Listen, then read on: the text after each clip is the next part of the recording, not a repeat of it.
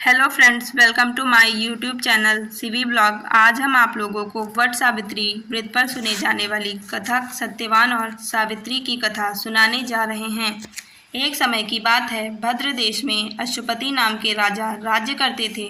राजा के कोई संतान नहीं थी। उन्होंने संतान प्राप्ति के लिए पूरे मंत्रोच्चारण के साथ 18 वर्षों तक प्रतिदिन 1 लाख आहुतियाँ दी। जिसके बाद एक दिन सावित्री देवी प्रकट हुई और उन्होंने राजा को वरदान दिया कि तुम्हारे यहाँ एक तेजस्वी कन्या जन्म लेगी। देवी सावित्री की कृपा से उनके यहाँ एक कन्या ने जन्म लिया। उस कन्या का नाम सावित्री रखा गया। अब सावित्री बड़ी हो गई और बड़ी होकर वो बहुत रूपवान हो गई। उसके योग्य कोई वर नहीं मिल रहा था। वर न मिलने की वजह से राजा बहुत दुखी थे। उन्होंने अपनी पुत्री सावित्री से कहा, तुम स्वयं ही अपने लिए योग्य वर तलाश कर लाओ। सावित्री अपने पिता की आज्ञा पाकर अपने लिए वर ढूंढने निकल गईं। सावित्री तपोवन में भटकने लगीं। वहाँ शाल्व देश के राजा ध्रुंधसेन मिले। क्योंकि राजा ध्रुंधसेन का राज्य किसी ने छीन लिया था, इसलिए वो वहीं रह रहे थे।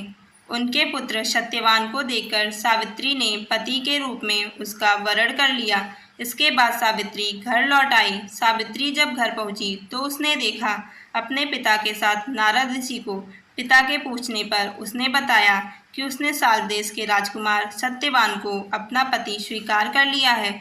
जब नारद जी को ये बात पता चली तो उन्होंने कहा, हे राजन, ये आप क्या कर रहे हैं? सत्यवान गुणवान हैं, धर्मात्मा हैं और बलवान भी हैं, पर उनकी आयु बहुत कम है।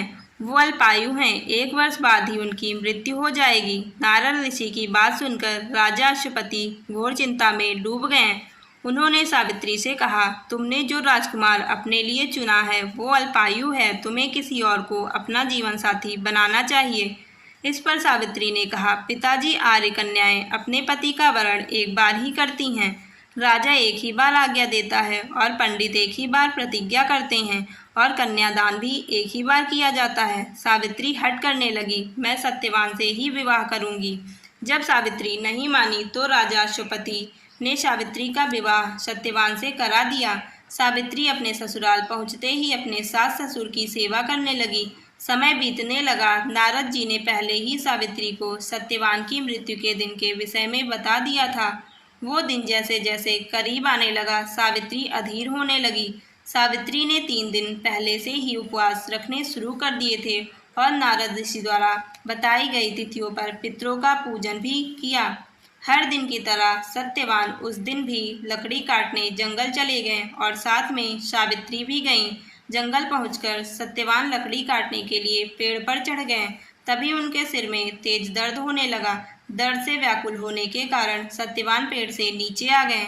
सत्यवान का सिर गोद में रखकर सावित्री सत्यवान का सिर सहलाने लगी। तभी वहां यमराज आते दिखाई दिए। यमराज अपने साथ सत्यवान को ले जाने लगे। सावित्री भी उनके पीछे पीछे चल पड़ी।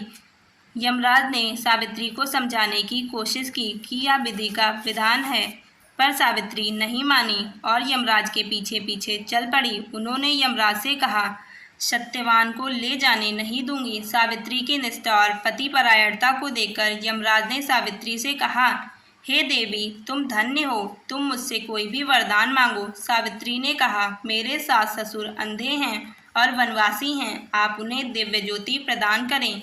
यमराज ने कहा, ठीक है, ऐसा ही होगा, जाओ, अब यहाँ से वापस चली जाओ। लेकिन सावित्री अपने पति सत्यवान के पीछे पीछे चलती रहीं। यमराज ने कहा, देवी, तुम वापस जाओ। सावित्री ने कहा, भगवान, मुझे मेरे पति के पीछे पीछे चलने में कोई परेशानी नहीं है। पति के पीछे पीछे चलना मेरा कर्तव्य है। सावित्री की यह बात सुनकर यमराज ने एक और वर मांगने को कहा। सावित्री बोली, मेरे ससुर का राज्य छिन गया है, आप उसे वापस दिलवा दीजिए। यमराज ने सावित्री को यह वरदान भी दे दिया। यमराज ने कहा, अब तुम यहाँ से लौट जाओ। लेकिन सावित्री पीछे पीछे चलती रही। सावित्री को चलता देख यमराज ने तीसरा वरदान मांगने को कहा। सावित्री ने 100 संतान और सौभाग्य का वरदान मांगा। यमराज ने ये वरदान भी सावित्री को दे दिया। सावित्री ने यमराज से कहा, प्रभु, मैं एक प्रतिव्रता पत्नी हूँ।